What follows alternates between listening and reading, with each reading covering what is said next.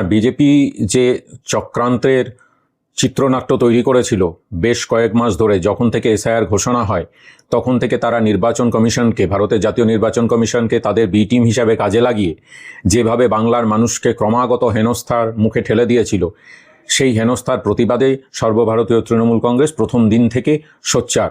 মাননীয় মুখ্যমন্ত্রী মমতা বন্দ্যোপাধ্যায় নিজে 5 বার চিঠি দিয়েছেন ভারতের জাতীয় নির্বাচন কমিশনকে। অভিষেক বন্দ্যোপাধ্যায় সাংসদ এবং মন্ত্রীদেরকে নিয়ে ভারতের জাতীয় নির্বাচন কমিশনে গিয়ে দেখা করেছেন, কথা বলেছেন, বোঝানোর চেষ্টা করেছেন। তা সত্ত্বেও তারা অসাংবিধানিকভাবে যেভাবে বাংলার মানুষকে হেনস্থা করছিল, তার একটা শেষ হলো, সংবিধানের জয় হলো, বাংলার মানুষের জয় হলো, দেশের মানুষের জয় হলো, গণতন্ত্রের জয় হলো। মাননীয় সুপ্রিম কোর্টকে আমরা ধন্যবাদ জানাই এবং এই রায়কে স্বাগত জানাই। বিজেপি নেতারা তো এখন নির্বাচন কমিশনে গিয়ে বলছে প্রয়োজনে প্রক্রিয়া ক্যান্সেল করতে হবে, এখন কান্নাকাটি চলেছে কেন?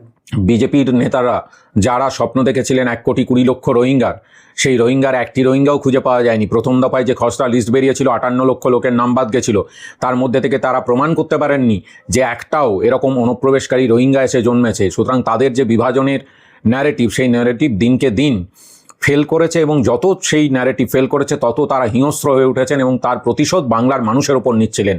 অত্যন্ত অন্যায়। আমি কয়েকটা উদাহরণ দিই।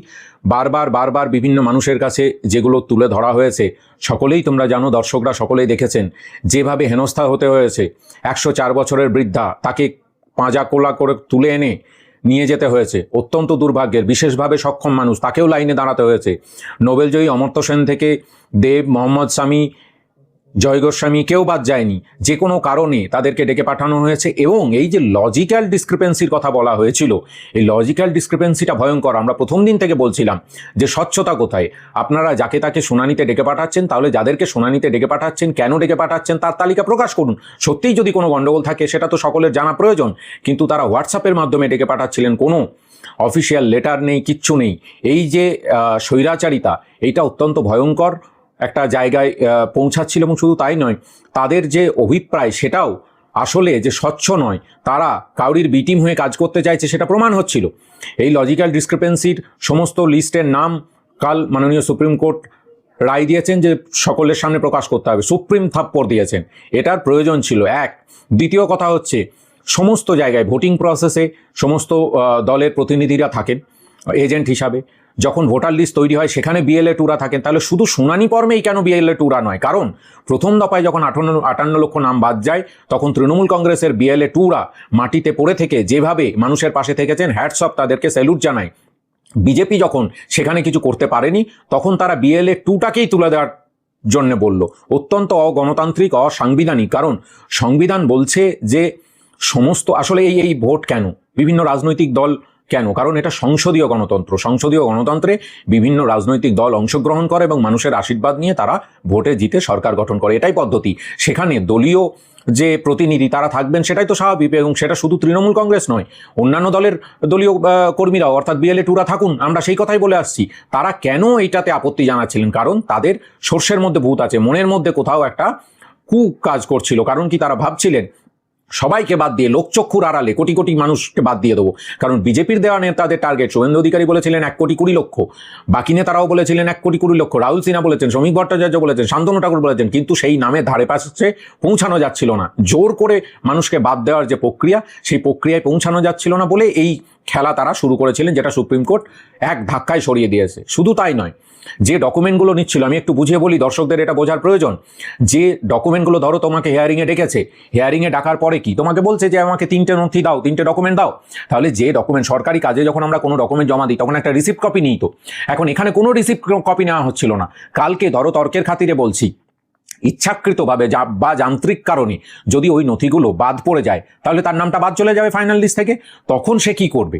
তখন নির্বাচন কমিশনের কাছে যখন নাগরিক সমাজের পক্ষ থেকে যাওয়া হয়েছিল, তখন তারা বলছেন যে পরে অ্যাপিল করার চান্স আছে। আরে অ্যাপিল করার চান্স আছে ভাই, মানেটা কি?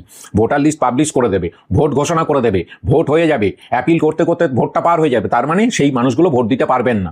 তাহলে এই যে চক্রান্ত, এই যে ভোট না দেওয়ার মানে ভোট মানুষকে দিতে না দেওয়ার যে চক্রান্ত, এবং একটা মানুষও যদি ভোট না দিতে পারেন সেটা অসাংবিধানিক, কারণ সংবিধানের অধিকার আছে মানুষের ভোট দেওয়ার।